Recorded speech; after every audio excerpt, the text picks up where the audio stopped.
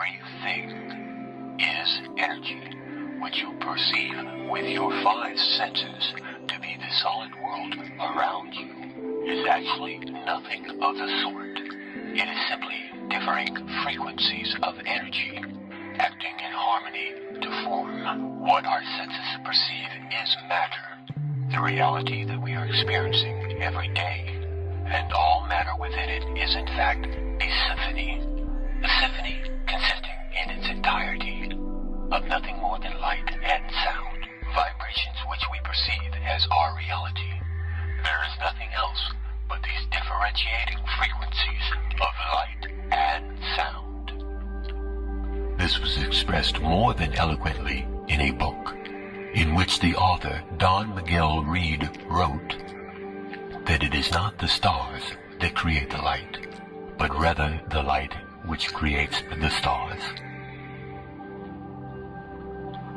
The universe in which we live is exceedingly vast, and it is fractal in nature, and this is much more significant than you might at first comprehend, because recent advances in science now suggest to us that our entire universe resides in the center of a black hole, and our reality exists above as it is below. Have you ever truly looked within yourself? And if so, does it seem significant to you that each of the 100 trillion atoms, which make up each of the 53 trillion cells, which in turn makes up the human body, is in fact itself structured as a solar system? Each one of these atoms consists of 99.999% empty space. And yet it is these empty atoms which make up the seemingly solid world around you and within you, and each atom a world of ultimate possibilities and infinite energies, all contained within a finite space within your body, again, as above as is below.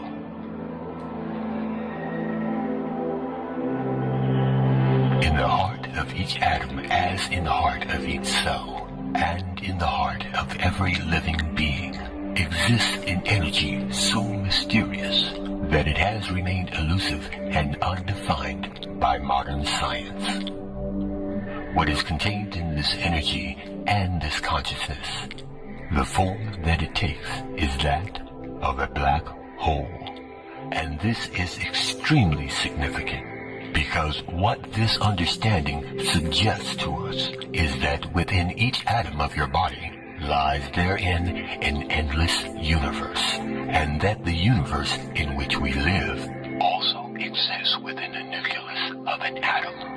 To truly grasp the concept of this, one truly only needs to realize that all that truly exists in creation is consciousness. Consciousness composed of nothing more than pure energy. Everything is energy, and everything is consciousness, because the energy itself is consciousness. Each solid projection within this reality is simply one frequency of this consciousness, and one expression of that frequency. And as above, so below. And so it continues to infinity. This information is not new. It's been known for eons, and been used throughout men's history. Known and used well over 10,000 years, and during the time of the construction of the pyramids, and known long before that time as well. And since that time, humanity has suffered a grave forgetting. But although this great forgetting had occurred, it has become inarguably clear that man has been around for eons, long before the registration of the planting of any first crop, or the beginning of our current civilization. In fact, it's beyond any doubt whatsoever that in truth, humanity is tens of thousands, perhaps hundreds of thousands, and yes, perhaps even millions of years old. For many people, it may be somewhat staggering to come to the realization that man lived perfectly well on this planet for long periods of time other than what has been taught or believed in this culture. Yet evidence clearly shows that this is in fact the case, and further empirical evidence indicates that the entire course of human history is unthinkably different than what has been suggested to us in schools, books, or our modern library, and it is largely due to the suppression of truth regarding these matters that we find ourselves today living in societies that are fractured and in all ways dysfunctional, societies that are totally delusional. We will see that with any honest investigation we will find, in truth, that everything taught to us by education and most religious systems is wrong, and this is especially true with regards to ourselves as individuals, and it's through these educational systems that we have been taught we are just little people, very insignificant within the scheme of things, and that is a lie, for each of us hold the keys to the universe within our hands. Just look and you will see we are not simply spectators here, and further in truth, mankind and the overall experience we are involved in right here on Earth is the main event. Humankind is the vector, the link between the above and the below, and each of us here are participating in the act of creation. And we are each here at this specific time for a particular purpose, and that is to create this reality, to perceive the experience, and gather knowledge, and grow. And the tools we have been given to accomplish this task are our thoughts, our feelings, our emotions into it, and most importantly, our free will. In our perception and interaction in this reality, our free will is the key we've been searching for. It is in fact the most important gift of all. It is this free will that provides us our freedoms of choice, and it is this freedom of choice which controls this state of consciousness. For whether we realize it or not, it is freedom of choice which decides which energy we as individuals will choose to center ourselves within. And it is from this chosen center that each of us perceives our own individual reality. It is our own individual perception, which in turn creates that which is perceived by the collective consciousness, which we are all a part of. It is the choice and decisions of our collective consciousness, the free will of the people, which quite literally creates the world in which we live each and every day. There are now many fields of science that are also realizing a need to embrace this perspective. Indeed, many scientists are at last realizing that only by way of embracing this spiritual understanding and then applying it to science, that any true answers will ever be found. As example, mainstream science now openly proclaiming that consciousness is non-local to the body, and this also is extremely significant. For what this means is when you look in the mirror, what you see is not actually you. It is merely a vessel that you use as a tool to create and experience your chosen reality. For the real truth is, the world in which you live is merely illusionary. It is nothing more than a construction of your beliefs, your perceptions, and your attentions, a creation of your understandings and conditionings. And it is these things which in fact confuse you into believing that what you see in the mirror is in fact you, and controls what you believe you can and cannot do.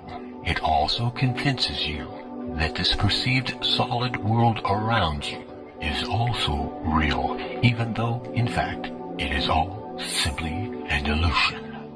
What is required to gain a fuller understanding of your true nature and in the power that you hold in your personal level is to gain an understanding of energy and be aware of what kind of energy you are centering. Everything that exists is simply energy in differing forms of perception. Everything is energy. It is this energy that makes up reality. But yet, long ago, there were certain forces which gained control of this earth, and they've worked very hard in order to never relinquish this control. These forces operate through the ruling bloodlines and monetary systems, and they rule the world today by their tried and true method of the manipulation of energies and by the unbridled and relentless propagation of fear. These ruling factions know all there is to know about the cycles this planet is subject to. They know all about sacred geometries and energy fields, and they know that this consciousness is about to evolve, and they are attempting to control that evolution. And they know that all of humanity is but a single consciousness, and they know if they can create as much fear in the world as possible, then that is the reality that will be created through that change. And this is why the notion of such things, such as the end of the Mayan calendar signals doomsday, is heavily promoted by the media and Hollywood. Mass media and Hollywood are the tools used by the elite to influence and control the minds and consciousness of the people. Hollywood uses and weaves its spells by mixing truth with lies to make a distortion of reality and conjuring fearful views of the future. Hollywood has always been used to do this, to influence and manipulate the beliefs of the people. In fact, Hollywood has been used to do this for a very long time. Something you may not know, lost in the long forgotten time. Such control over the human consciousness was the domain of the Druids. The set would influence people through ritual and the manipulation of energy fields. This was carried out by things of ceremony called magique, now ridiculed by our modern-day society. The use of magique wands crafted out of a particular wood, which was believed to hold certain spiritual properties, figured heavily in these Druid rituals. The wood in which these wands were fashioned out of, yes, invariably, came from the holly tree. Throughout man's history, wherever mass mind control has been utilized, one will always find reference to Hollywood. Another fact may be rest assured. Changes are indeed coming to the surface, and there is no way to avoid these changes. They are on our doorstep. But these changes are nothing to fear. They are to be welcomed as a new beginning, no matter how painful they may at first appear to be. Such discomfort and pain is not dissimilar to childbirth, for such is always the way in which life begins anew. It is always easy to promote a state of apprehension towards any sort of major change, and it is easy to exploit people's fear of the unknown, especially if such changes initially appear, accompanied by rumor of violent upheaval. Oh yeah, Hollywood does its job very well, but it is important not to view things from a fearful perspective, for the way to deal with these changes will be through remaining centered in your heart. And those that are centered in their heart and remain with a strong connection with the heart of this earth and will easily survive and in fact flourish and be rejuvenated in the positive wave of the future ensured to come. This universe in which we live has indeed been created by an intelligent mind, for the basis of everything within creation is crafted out of a sacred geometry, and everything in nature follows this sacred geometry.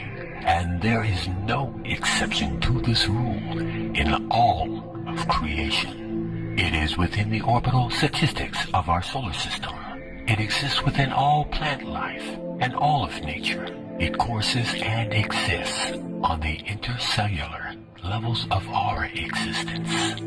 And this evolution, which is about to occur, has been expected and is logical, for it follows the logical sequences outlined in the Fibonacci sequences, as does all of nature. The method used in the creation of this number system also holds important clues for humankind as to how these inevitable changes must be dealt with. In the Fibonacci sequence, it is by combining the present with the past that the future presents itself. And that is why it is so important now that modern mankind embrace the wisdom of its past and knowledge of its ancestors.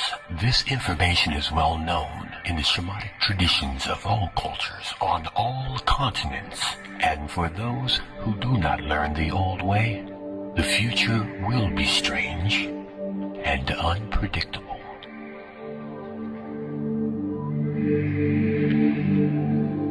Herein it has been explained to you the nature of our reality.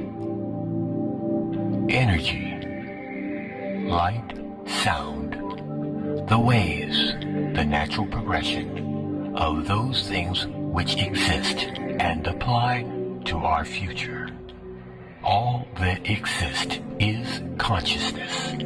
We have shown that this is supported by ancient tradition, and now in circles of modern-day science will too be embraced. And to understand this, the waves of vibration of the human spirit, the human consciousness, is the most powerful energy on this planet. This will soon and shortly become put into play. On 11/11/11, we invite you to join us in Egypt, surrounding the Great Pyramids of Gaza.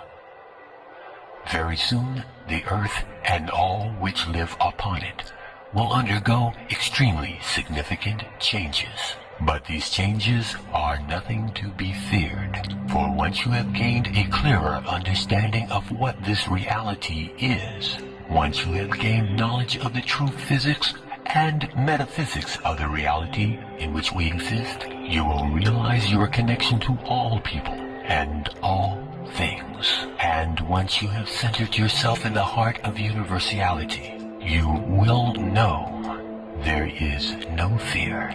There is nothing to hide from. There is nothing to judge. You will come to understand that this life that we are experiencing in this reality is a game of free will being carried out by a single consciousness, of which we are all merely individual frequencies. Tune in to that space behind your eyes, and you will realize that to deal with these things within our future, that all you really need to do is move within your heart to a point of realization that it is within our power to ensure that all that is in our future is unconditional love. It's been said that if there's ever to be a true universal language, most language will most likely be expressed by geometry, energy, patterns, and frequency. Could it be that this foundation of language already exists here on Earth? Is it possible that over the course of thousands of years, we've been somehow guided towards the process of creating this new form of communication? And if so, what form of information would be derived out of that could not be obtained any other way?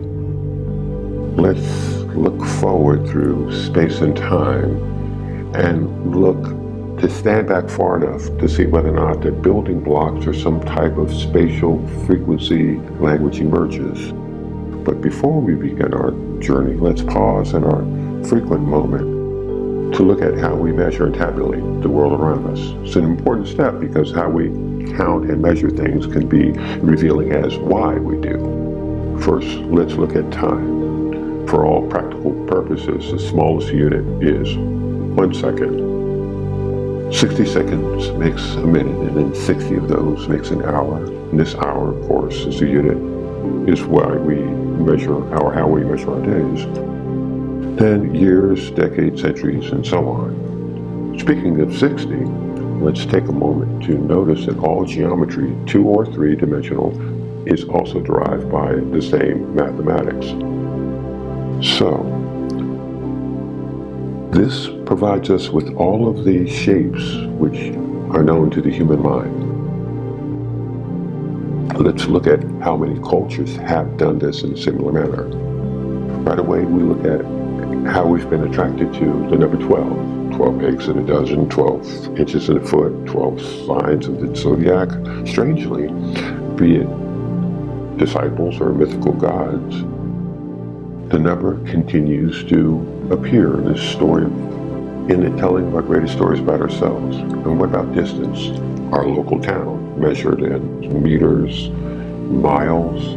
But when we're talking about the planet, we're talking about the base units of miles, units, or geometrical degrees. You see the pattern? We're encountering a lot of 12s and 60s. Are they related? And if so, how? To answer that, we have to go back 5,000 years to look at ancient Sumerians, because this is where the system comes from, this counting system, which was invented by the same individuals who wrote written language. And they did so by a particular methodology.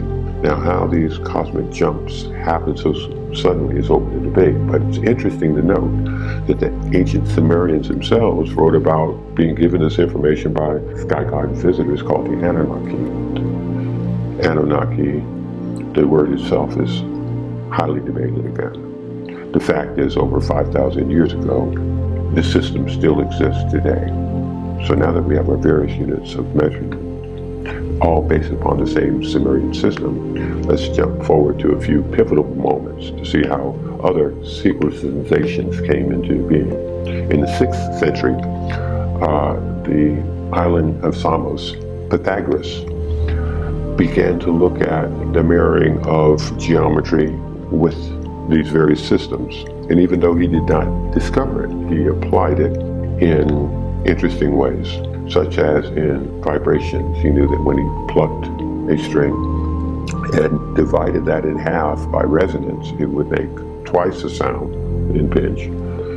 And then came up with numerical ratios based upon fifths. And it's important to note that based upon this particular individual, that there was a similarity with music and mathematics. For instance, by using fifths, beginning with note number 1, he was eventually guided to note 27, and to find the same note twice as high, he just kept doubling it, 104, 108, 216, 432, and so on up the scale.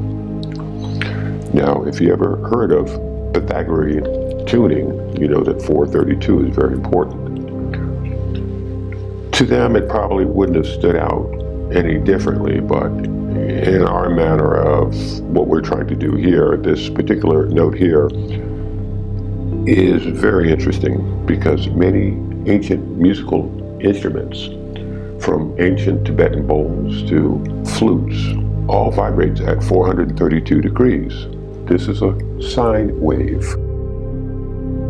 Tone 432 happens to be the same number. Once more, for decades, most modern musical instruments was also tuned off of 432. So how could this be? Who chose this particular note as the keystone? And more importantly, why? Here's where deeper mystery begins to emerge. And let's go back again to Pythagoras and recognize that he was also interested in math and geometry, because it holds the key to all life everywhere.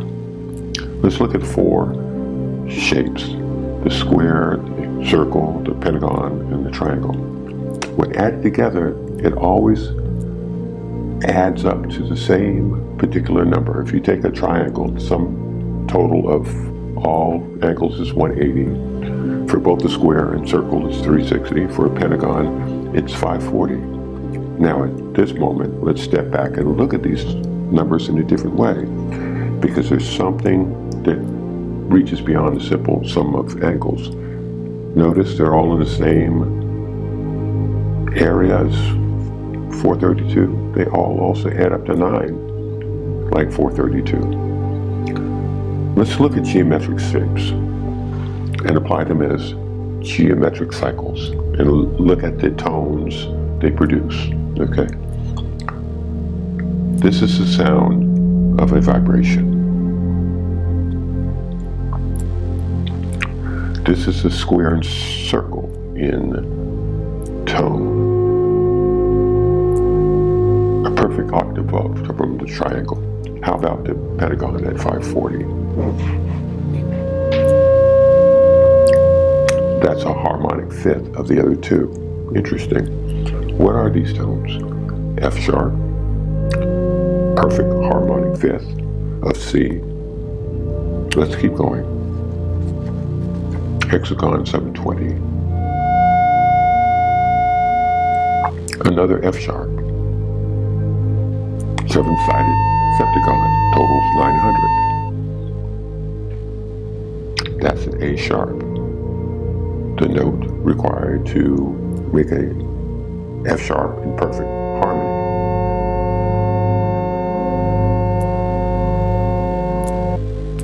And finally, the octagon, where we get 1080, another C sharp. Suddenly, geometry is expressed by tones, and these tones just happen to form a perfect 3-part chord in the key of F sharp.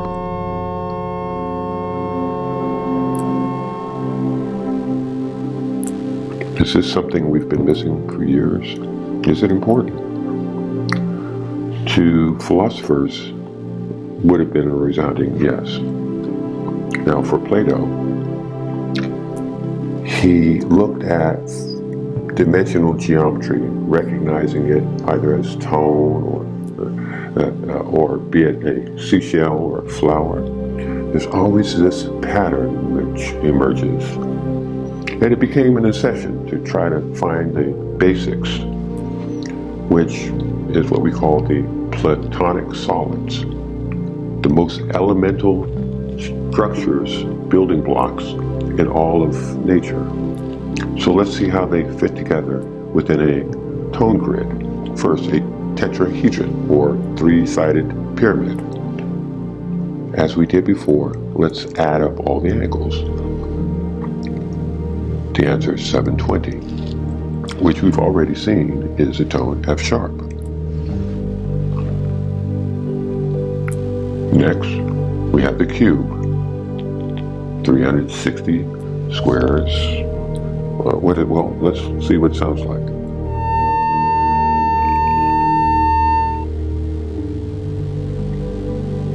.2160 is a high C sharp.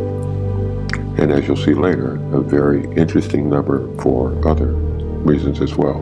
Next, the octahedron, 8 triangles. Shape is 1440, another perfect F sharp, just higher up the scale. The icosahedron is 20, okay, which is 3600. As a tone, 3600 vibration cycles equals A sharp, another F sharp major chord, which sounds like this. These are the Platonic solids. At this point, we see how 2- and 3-dimensional geometry can be expressed through F sharp major chord, or sacred geometry. So let's build a design called the germ of life, which we know goes on to the flower of life.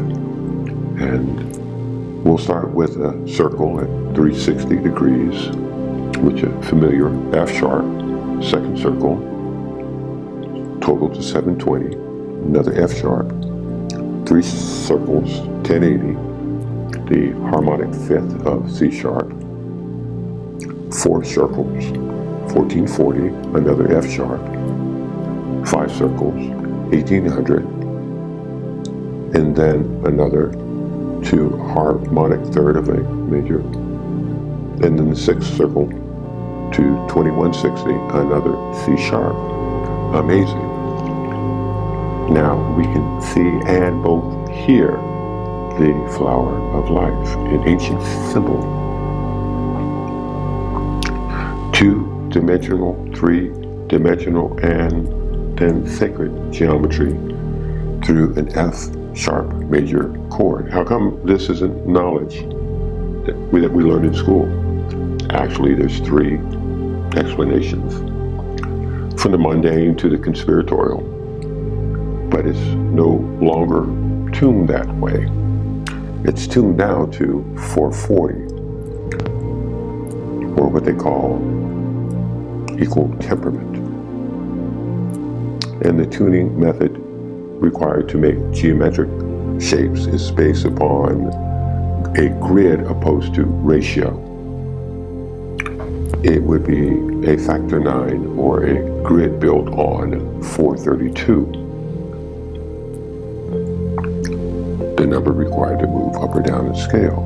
If we start at note A at 216 cycles, just subtract 9 to reveal all the other tones in that octave. And it's here in this factor 9 grid that we find not just some of our geometric numbers, but all of them. Conversely, modern A440 shows none at all. Let's go back and look at 2160, number expressed by the cube and the flower of life. Without the 0, of course, it's half of 432. That's worth noting, but even more intriguing, let's discover forward now to the Mayan civilization when it was first 1,500 years ago. The stargazers, their concept of secular time led to the accurate time of the year, seasonal changes, even solar lunar eclipses and when they would occur. But most amazingly, the precession of the equinox, the very slow wobble of the Earth's wobble, 25,920 years to complete one great year, with each great month requiring 2160 Earth years to complete. Yeah, 2160. Watch what happens when we just use simple division. 2160 divided by 2 is 1080. The octagon, 720. A hexagon, by 4, 540. The pentagon, by 5, 432. The ketone, and by 6, 360. The number of square and circle, all F sharps and C sharps, are 432A, are all some sort of clue for some type of cosmic riddle. Let's look deeper. As we stated, our closest celestial neighbor, the moon, is 2160 miles across. 216 is exactly half of 432. What about the sun? Is 864,000 miles across. Incredibly, where the moon base number is half of 432, the sun's is exactly twice 432. Seconds in a day, 432, and 432 of the night, or consider 360 of the circular shape of the sun and moon, and then multiply it by 12 hours, day or night, 4320. Or how about the only whole number that when squared comes within 0.01 accuracy of the speed of light, 432. What's going on here? We have all of these different things, Earth cycles, time, celestial measurements, sonic frequency, yet they're all represented by the same number, 432, or family of numbers. Let's look at the common factor. the 5,000 year 1260 calendar, which gave us the inches to a foot, the seconds to a minute, the geometry that we study. It's almost as if the Anunnaki were providing us with a counting system that would lead us toward these synchronicities. Could it be that 432 is some sort of cosmic key that unlocks a higher language of understanding, higher consciousness?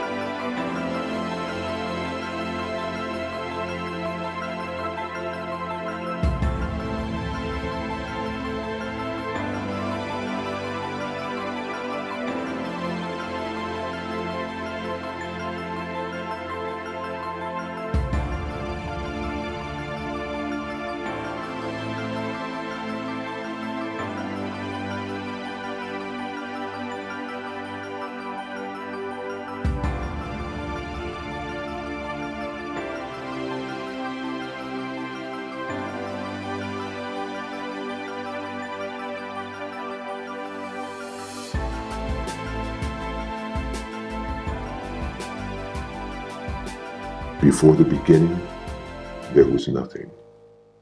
No thing, no matter, no physical substance, no object, liquid, gas, nor solid. There was only a singular, non-material existence, the pure and completely stable, unified, undifferentiated existence, possessing the ultimate of possibilities. And among these possibilities was time itself. The beginning was the simplest of understandings. That primordial consciousness, the knowledge, I am. And with the occurrence of that first event, time began. And that first event was immediately followed by another. The occurrence of the first desire. I will. Instantaneously, by way of the will, came an unfathomably complex, non-physical, multi-dimensional expanse, in which all non-material, non-objective principalities, the forces governing order, cause, and effect, would come forth, exist, and reside. And by way of these balanced forces, the enabling extensions of the singular, unified, undifferentiated existence, the will allowed for the presence of a space beyond probability, in which material things of the most primordial, physical, objective nature could and would come into being and exist. The Alpha Colagrium. Within the singular stream of consciousness, with unity persisting here, all events in the physical and objective realm of the omni-singular existence would occur. The perception of the here and now. The realm of the present is where the individual nature, for all intent and purpose, resides. For many, if not most, this, the universal aspect of us, our unified oneness, that which all things and beings are intrinsically linked, operates beyond the perceptions of our physical conscious precepts, and is this one fact which stands as our only true dividing point, our inability to recognize our oneness, and that oneness is pure, unadulterated, unconditional love, that which bestows in the objective as well as the subjective realms of perception all law, all law.